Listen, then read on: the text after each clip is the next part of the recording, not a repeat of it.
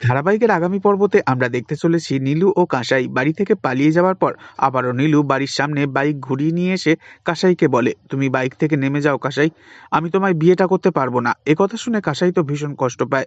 বাড়ি ফিরে এসে ঝাঁপিকে জড়িয়ে ধরে কাঁদতে শুরু করে কাঁসাই। কাঁসাইকে কাঁদতে দেখে দীপ বলে ওঠে, এবার বুঝতে পারলি তো আমি তোকে কেন বারণ করেছিলাম তখন? আরে ওরা নেমো খারাম আছে, চোর ছাঁচরের বংশধর, ওরা ভালোবাসার কি মানে বুঝবে? ঠিক তখনই ঝাঁপি বলে ওঠে, না, নীলু হঠাৎ করে এরকম কেন করলো? এর জবাব তো ওকে আমায় দিতেই হবে। আমি এক্ষুনি যাব ওদের বাড়িতে। এই বলেই ঝাঁপি চলে যায় নীলুদের বাড়ি। ঝাঁপিকে দেখে নীলুর দাদা বলে ওঠে, এই তুই আবার এখানে কি করতে এসেছিস রে?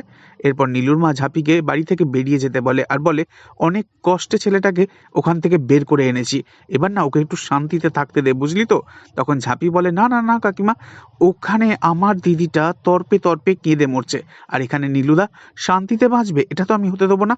অন্যদিকে দেখা যায় নীলু ঘরেতে হাতে করে শিশি ভর্তি ওষুধ নিয়ে একা একা বলছে, আমি তোমাকে ঠকালাম কাসাই, তোমার সাথে আমি বিশ্বাসঘাতকতা করেছি, এ জীবন আমি আর রাখতে পারবো না।